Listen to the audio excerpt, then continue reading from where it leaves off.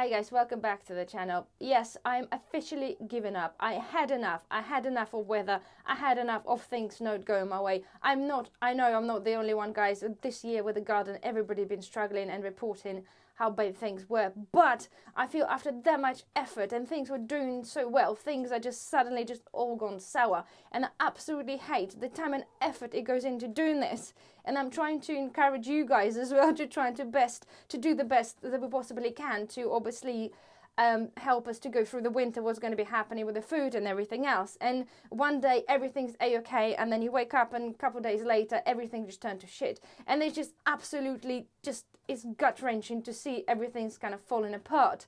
So I feel like I just literally want to dig everything out, okay, just totally forget about it, and then potentially start again next year with a fresh attitude towards towards gardening. So first of all, guys, I'm going to show you the first thing that it's kind of really irritated me. So we're talking about carrots. I've been planting carrots successionally, and I still have one of my carrots that are doing okay. But let me show you.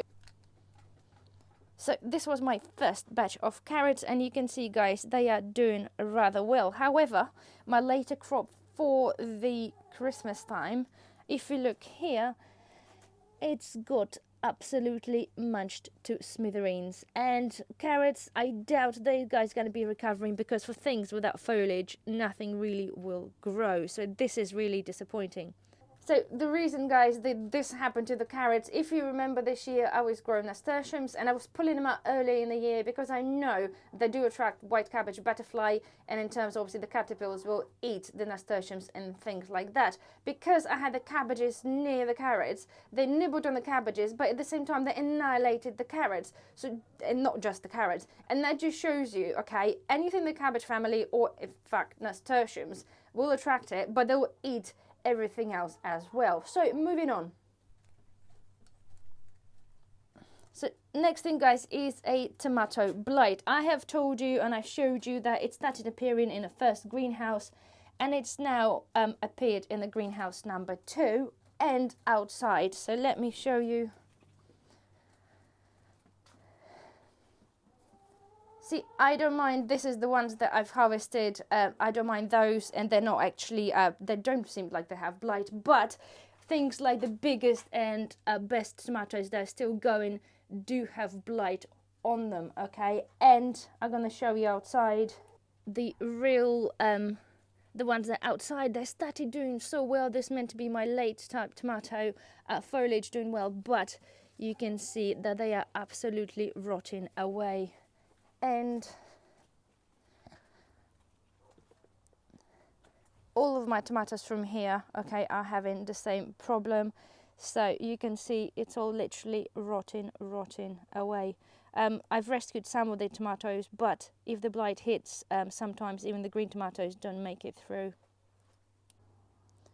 And yes, guys, as I mentioned to you, I think the last garden episode, the blight is happening absolutely. It's no way of avoiding blight. However, it normally happens in the late September.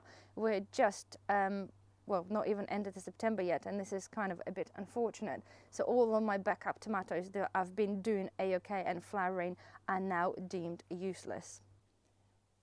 So this is the tomatoes that I've harvested off what was left, and I had some cucamelons outside that didn't particularly do that good. If you remember, guys, I had a lot of parsnips in here. Well, little do you know, I literally have a handful, and I see an amount of slugs are just nibbling on them. So to me, again, I'll be lucky if I have like 2 parsnips coming Christmas.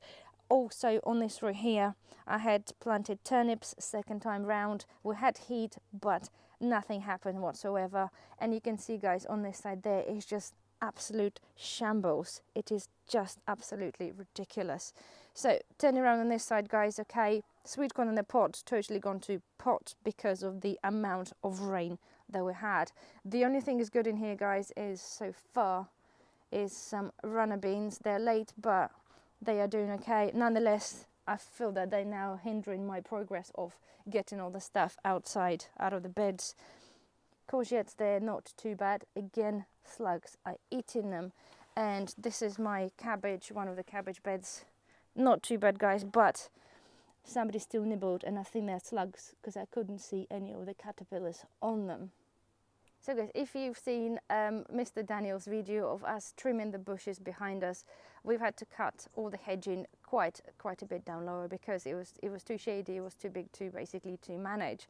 So we cut the hedging, okay, and we couldn't dispose of the big twigs because it started raining, and it was raining for the past week and a half, literally non-stop. So they ended up being on the grass. So what happened now? I have all those twigs, big twigs, on the grass, and I just lifted some, and the amount of slugs is there.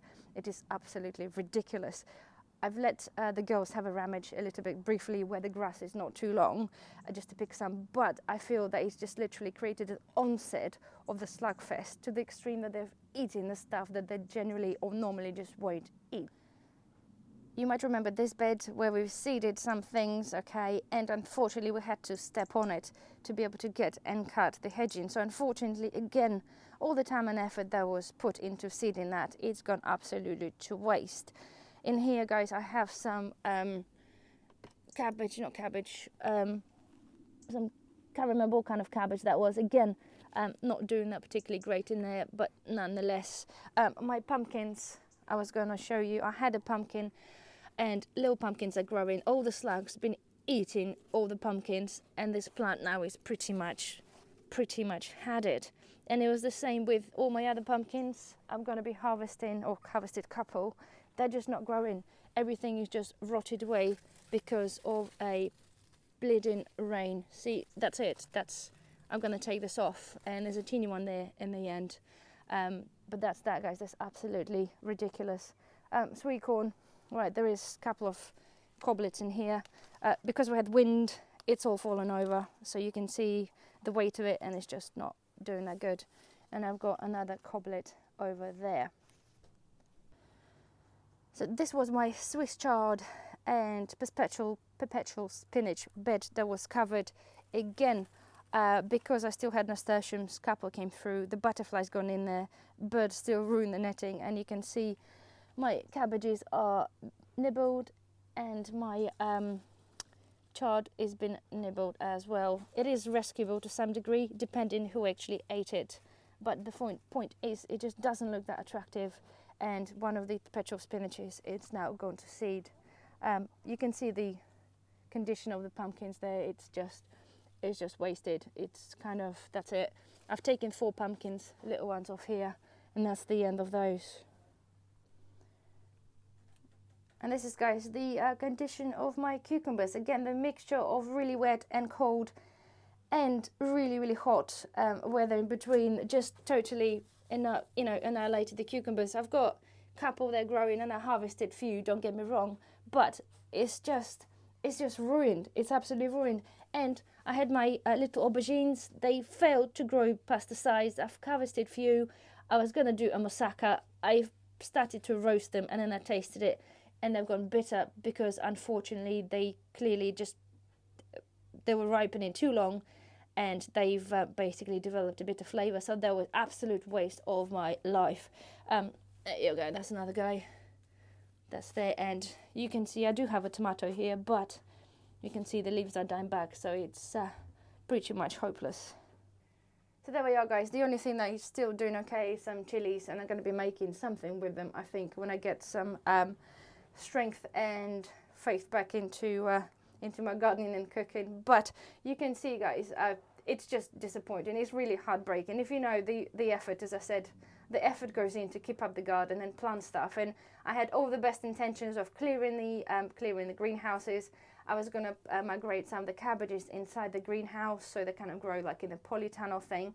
But at the moment, as it comes, they're just sitting there outside. And you know what? I can't be bothered because I just feel I'm going to put all the effort doing this, and then something else will happen and everything just goes to waste, like, well, it seems to be done so far already. So that's me, guys. I felt like I really needed to have a whinge because I just felt mentally depleted, if that's the word, because it's just, I think, to see half of your harvest obviously growing and then not even be able to get to the stage of ripening, getting the disease dying back, and then some stupid butterfly things come and eat all your Christmas carrots.